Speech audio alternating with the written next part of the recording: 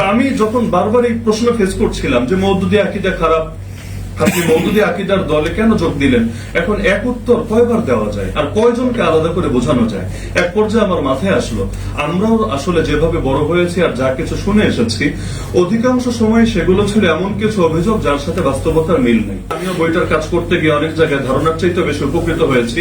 এক সময় অনেক কিছু আমার সামনেও ক্লিয়ার ছিল না, যেমন সিফাতে বারি তাআলা, আল্লাহ তাআলার সিফাতের ব্যাপারে মাওলানা মওদুদির আকীদা কি, আল্লাহ কোথায় আছেন এ ব্যাপারে মাওলানা মওদুদির আকীদা কি, এরকম সূক্ষ্ম সূক্ষ্ম অনেক বিষয় এমন যেটা আলোচনায় আসে না, এগুলো আমার সামনেও ক্লিয়ার ছিল না, কিন্তু কাজ করতে গিয়ে আমি উপকৃত হয়েছি আলহামদুলিল্লাহ। গত হজের সফরে একদিন মসজিদে হারামের ভেতর বসে মাথার মধ্যে কিছু চিন্তা আসলো।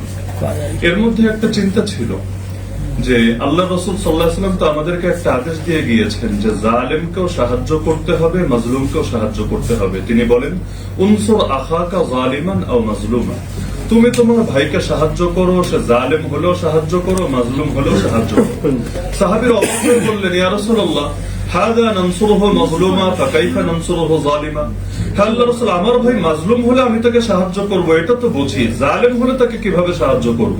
আল্লাহ রাসূল সাল্লাল্লাহু আলাইহি ওয়াসাল্লাম শিখিয়ে দিলেন, তামনাউহু মিনাজ যুলমি ফাযালিকা নাসরুহু, তুমি জালেমকে তার জুলুম থেকে বাধা দিবা, এটাই হবে তাকে সাহায্য করার অর্থ, যাতে করে সে পরকালীন শাস্তি থেকে বেঁচে যায় এবং আল্লাহর আযাব এবং গজব থেকে সে মুক্তি পেয়ে যায়।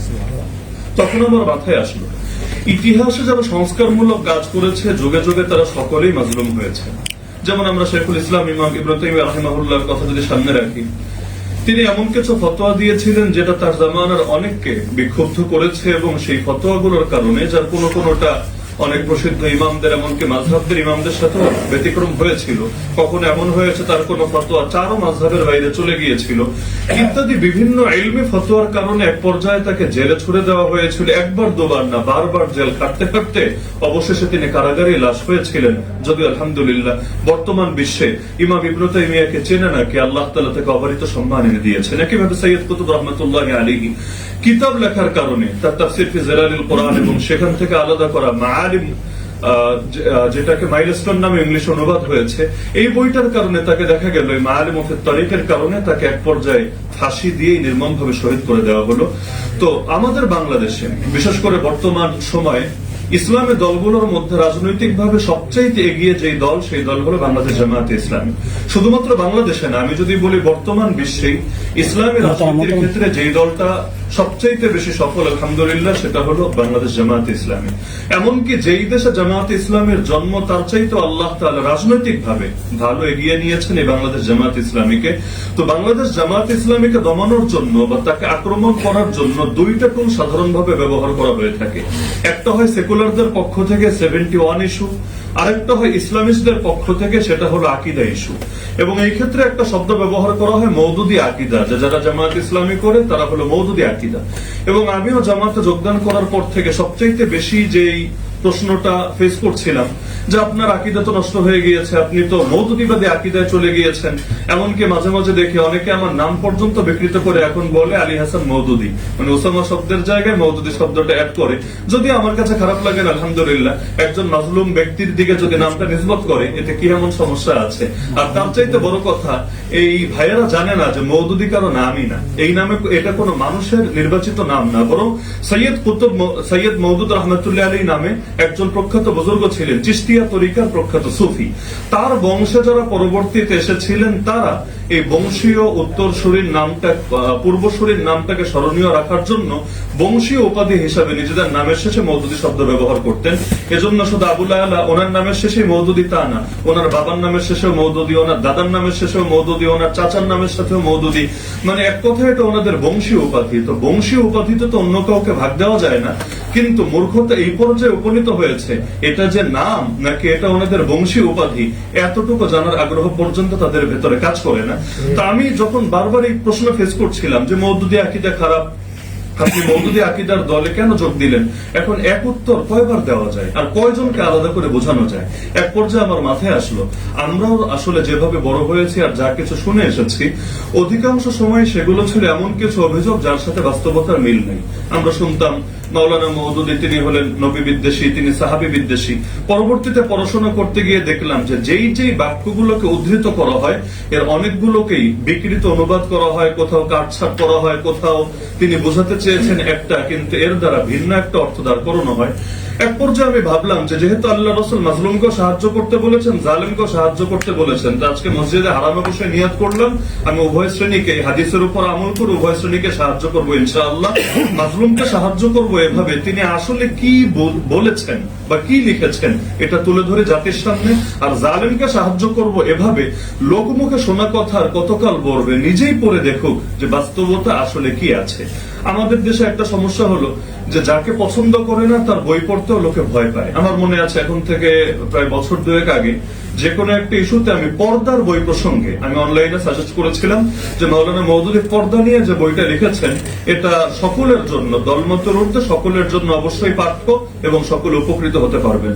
তা আমাদের অঙ্গনের অনেক বড়রা আমার উপর খেপে গেলেন যে আপনি একজন বাতিল লেখককে প্রমোট দিলেন, এখন তার বই পড়ে যদি মানুষ মিসগাইড হয় এবং এক বই পড়ে প্রভাবিত হয়ে অন্য বই পড়েও যদি গোমরা হয়ে যায়, জাহান্নামে হয়ে যায়, আপনি আর দায় নেবেন?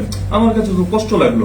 আমি একটা ভালো বই এবং এই বিষয়ে লেখা বাংলা ভাষায় শ্রেষ্ঠ একটা অনুদিত বই আমি এটা প্রমোট করতে পারবো না? তাহলে ওই কষ্টগুলো থেকে এক পর্যায়ে ভাবলাম যে বাস্তবতা তুলে ধরা দরকার। সেই চিন্তা থেকে আলহামদুলিল্লাহ আমার এই বইটার সংকলন। এখানে আমার নিজস্ব কথা নাই বললেই চলে, যেখানে আমার কোন উদ্ধৃতি বা আমার কোন পর্যালোচনা আমি যোগ করেছি সেটা আলাদা করে প্রকাশনী সুন্দরভাবে বক্স আকারে সাজিয়ে দিয়েছে, যাতে কারো বুঝতে কষ্ট না হয় যে কোনটা মাওলানা মওদুদির বক্তব্য আর কোনটা আমাদের পর্যালোচনা। তো আপনারা বই উল্টালে দেখবেন অধিকাংশ জায়গায় এমন কোন বক্স নেই। আমরা যে কাজটা করেছি ইসলামের মৌলিক বিষয়গুলোতে মাওলানা মওদুদির কথাগুলোকে বিক্ষিপ্ত উদ্ধৃতি আকারে না, পুরো আর্টিকেল বা পুরো সংশ্লিষ্ট নিবন্ধটাকে এনে একত্র করে দিয়েছি। কারণ মাওলানা মওদুদি আকীদা নিয়ে প্রচুর আলাপ করে গিয়েছেন, কিন্তু সেগুলো ছড়ানো ছিটানো। এখন যদি আমি কাউকে বলি আসলেই দেখেন জামাতের আকীদা খারাপ কিনা বা মাওলানা মওদুদির আকীদা খারাপ কিনা, এখন কয়টা বই পড়বে আর কয়জনের এত সময় আছে ওনার সব বই পড়ে পড়ে ঘেটে ঘেটে বের করবে? তা আমি চেষ্টা করেছি যে প্রতিটা বিষয়ে, যেমন আমরা প্রথমে শিরোনাম দিয়েছি ঈমান, ঈমান নিয়ে তিনি কি কি বলেছেন এক জায়গায় একত্র করলাম। তাওহীদ, তাওহীদ নিয়ে তিনি কি কি বলেছেন সব এনে একত্র করলাম। রিসালাত, সাহাবা, এরকম মৌলিক বিষয়গুলোতে তিনি কোন জায়গায় কি বলেছেন সব এক জায়গায় এনে একত্র করলাম। আমার উদ্দেশ্য এই বই লেখার দ্বারা এটা না যে আমরা কারো সাফাই গাইব, অথবা এটাও না যে আমরা চলমান সব বিতর্কের কফিনে শেষ পেরে ঢুকে দেব। আমার উদ্দেশ্য জাস্ট বাস্তবতা উন্মোচন করা, প্রত্যেকের সামনে বাস্তবতা আনা, এরপর ইনসাফের দৃষ্টিতে বিবেচনা করা সকলের দায়িত্ব। লিয়াহলিকা মান হালাকা আন বাইয়িনা ওয়া ইয়াহইয়া মান হাইয়া আন বাইয়িনা।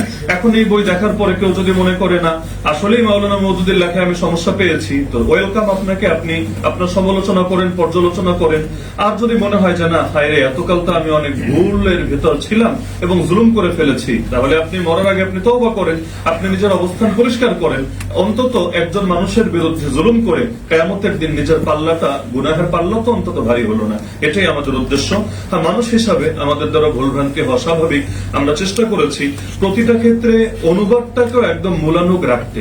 এজন্য কখনো মনে হয়েছে যে বিষয়টা একটু জটিল হয়ে যাচ্ছে, আর আকীদা শাস্ত্র জিনিসটাও জটিল। কি এখন চাইলে একটু সহজ করে উপস্থাপন করা যেত, কিন্তু সহজ করতে গিয়ে আবার ভয় হচ্ছে যে এতে মাওলানার যে ভাবটা বোঝাতে চেয়েছেন সেটা কিছুটা হলেও একটু পরিবর্তন হয়ে যায় কিনা। তো পরিবর্তন হলে সেটা তো আমার কলম হয়ে যাবে, মাওলানার কলম থাকবে না। এজন্য আমরা চেষ্টা করেছি হুবহু উদ্ধৃতি তুলে ধরতে। আমি আশা করি পাঠক যারা এটা পড়বেন ইনশাআল্লাহ উপকৃত হবেন। আমিও বইটার কাজ করতে গিয়ে অনেক জায়গায় ধারণার চাইতে বেশি উপকৃত হয়েছি। একসময় অনেক কিছু আমার সামনেও ক্লিয়ার ছিল না, যেমন সিফাতে বারি তাআলা, আল্লাহ তাআলা সিফাতের ব্যাপারে মাওলানা মওদুদির আকীদা কি, আল্লাহ কোথায় আছেন এ ব্যাপারে মাওলানা মওদুদির আকীদা কি, এরকম সূক্ষ্ম সূক্ষ্ম অনেক বিষয় এমন যেটা আলোচনায় আসে না, এগুলো আমার সামনেও ক্লিয়ার ছিল না, কিন্তু কাজ করতে গিয়ে আমি উপকৃত হয়েছি আলহামদুলিল্লাহ। তবে এটাই আমাদের শেষ কাজ না, আমরা শেষেও লিখে দিয়েছি। পাঠকদের যদি আগ্রহ থাকে এবং আমাদের সমালোচক ভাইয়েরাও যদি মুনাসিব মনে করেন আমরা এই কাজ এগিয়ে নেব ইনশাআল্লাহ। কারণ মাওলানা এত লেখা লিখেছেন আকীদা বিষয়ে, যেটা আসলে এই এখানে 407 পৃষ্ঠা, এর মধ্যে সংকলন করা আসলে কখনোই সম্ভব না। এটা যদি 4000 পৃষ্ঠাও আমরা করি, মানে এটা যদি আরো 10 খন্ড আমরা করি, তবুও মাওলানা আকীদা নিয়ে যা লিখেছেন এটা আমরা আসলে একত্র করতে পারবো না। তো আমি মনে করি যে উদ্দেশ্যকে সামনে রেখে আমরা লিখেছি, আল্লাহ তাআলা সেই উদ্দেশ্যকে সফল করবেন। এবং আমরা সমালোচকদেরকে অনুরোধ করব যে আপনাদের সমালোচনা যাতে গঠনমূলক হয়, তথ্য ভিত্তিক হয়, প্রমাণ ভিত্তিক হয়। আর আমরা অনুসারী ভাইদেরকেও বলবো, আপনারা এই বই থেকে সবচেয়ে বেশি যে ফায়দাটা নিতে পারবেন সেটা হলো যে প্রতিটা বিষয়ে মাওলানার কোথায় কি বলেছেন না বলেছেন শুধু এক জায়গার বক্তব্য না, 10 জায়গার বক্তব্য যখন আপনাদের সামনে থাকবে, ইনশাআল্লাহ কেউ আপনাদেরকে চাইলে মাথা বিগড়ে দিতে পারবে না এবং চাইলে যেভাবে মনে চায় সেভাবে ট্যাগ লাগাতে পারবে না ইনশাআল্লাহ। যেমন আমির মুয়াবিয়া রাদিয়াল্লাহু আনহুর ব্যাপারে মাওলানা মওদুদীর কি আকীদা এটাও এখানে চলে এসেছে, সাহাবীদের যুদ্ধগুলোর ব্যাপারে কি আকীদা সেটাও চলে এসেছে। আমি যদি বলি তাহলে এই বইয়ের সবচাইতে গুরুত্বপূর্ণ পয়েন্টটি হলো আল্লাহ রাসূল সাল্লাল্লাহু আলাইহি ওয়াসাল্লাম সহ নবীদের অংশটা এবং সাহাবীদের অংশটা। কারণ মাওলানা মওদুদীকে এইটা একটাই বেশি দেওয়া হয়, নবী বিদ্বেষী আর সাহাবী বিদ্বেষী। আমি আশাবাদী এই বইটা যদি কেউ পড়ে অন্তত এই শব্দ কোন মুসলমানের সামনে সে আর ব্যবহার করবে না যে অমুক মুসলমান তিনি নবী বিদ্বেষী, তিনি সাহাবী বিদ্বেষী। এতটুকু পর্যন্ত আমি আশা করি এই বইয়ের ওভারভিউ বা মূল বিষয়টা আমি ফুটিয়ে তুলতে পেরেছি। আর আমাদের সম্মানিত অতিথিবৃন্দ এবং স্কলারদের থেকে আমরা ইনশাআল্লাহ গুরুত্বপূর্ণ দিক নির্দেশনা শুনবো। আমি সবাইকে আবারও কৃতজ্ঞতা জানাচ্ছি, ধন্যবাদ জানাচ্ছি। জাযাকুমুল্লাহু খাইরান। আসসালামু আলাইকুম ওয়া রাহমাতুল্লাহ।